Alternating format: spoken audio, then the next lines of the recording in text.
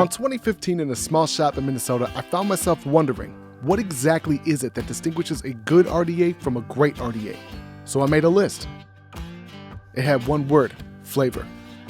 As time went on, I began to realize that flavor was only one component of what makes a great vape experience.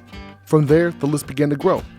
Density of flavor, ease of use, aesthetics, materials, and of course airflow and its effects on the thermodynamic properties each dripper possesses. Which of course is just a fancy way of saying, how does the path the airflow takes affect the overall experience and flavor? In other words, a part of what gives each RDA its own unique flavor characteristics is the heat to air ratio. Now that same weekend I drew up a sketch, but like most ideas it ended up in the back of a drawer shoved beneath O-rings and old issues of Vape magazine. But the idea still lingered. Fast forward to the fall of 2018.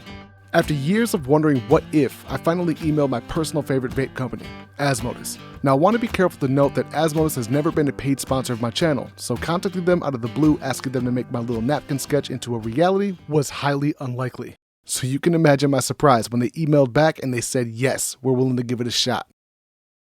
After months of waiting, I received my first prototype. It was straight up embarrassing.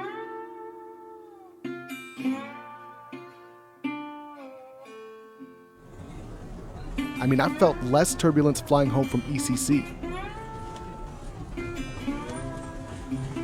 The noise was so bad that my fiance said it sounded like I was vaping on a dying school bus. Not to mention the heat. It felt like someone was holding a blowtorch to your lips. This is when I realized we needed to change our approach. We need to design this RDA around the coil. It should be the star, not an afterthought. This is when I started to reference my own dripper collection. I noticed a pattern immediately. 3mm fused Clapton coils, and shit tons of them, my personal favorite. So from that point on, every aspect of this RDA was designed with that coil in mind. Everything from the deck, chimney, and even the airflow was designed with a 3mm fused Clapton in mind, hence getting 2 in the box, as well as an extra set of O-rings, grub screws, and a gold-plated squonk pin, which the Barrage was designed to do exceedingly well. The coil itself should sit just a few millimeters above the squonk head, leaving just enough room for the airflow ramps to direct the air beneath the coil. The end result gives you the flavor characteristics you'd find in the bottom airflow dripper, but with the leak resistance you get with the top flow design. Fucking snazzy.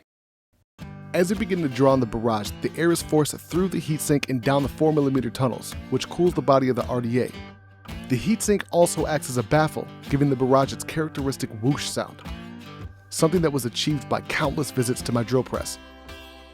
The conical shape at the top of the chimney plays a key role in the density of vapor. The denser the vapor, the better the flavor. And this is no accident. This process has a name, Bernoulli's principle. Think of pouring water into a funnel. The speed of the water increases as it moves from the top of the funnel to the base of the funnel. This increase in speed is due to the pressure change. This occurs as the water moves through a smaller and smaller opening. Air works in the same manner. Faster air, less pressure, slower air, more pressure. And it's this principle that allows modern-day carburetors and airplane wings to work. It's even a part of what gives each RDA its own unique sound and flavor density. Myself, I tend to slightly overpack my cotton because I thin out many of my 3mg liquids by mixing in a shot of PG in order to achieve a harsher throat hit. Wattage and resistance is much the same. It's going to vary from one vapor to the next. I find the optimum combo to be between 55 and 75 watts at around 0.15 to 0.30 ohms. But as long as your coil is in that 3mm range, you'll be experiencing what I consider to be the perfect single coil setup. At 24mm, the Barrage will fit the majority of mods out there, and without any overhang. And aesthetically speaking, it speaks for itself. And I was adamant on keeping the barrel free of any branding, and believe me, for an extrovert like myself, it wasn't easy. While I'm extremely proud of this dripper, I can tell you firsthand that this will not be for everybody. I know 2 of my beta testers weren't fans, and by that, I mean they fucking hated it. Yeah, I tried that there Thesis Barrage. It's fucking stupid. I haven't seen something so stupid since Cousin Jeffrey was born. You remember Cousin Jeffrey? The airflow's stupid, the coil's stupid, you gotta stick cotton in it, what is it, a damn tampon? So look, at the end of the day, if what you're looking for is a flavor banger that's good to go out of the box and does not require fine tuning, this is it. Unless, of course, you're Cousin Jeffrey, in which case you think it's fucking stupid.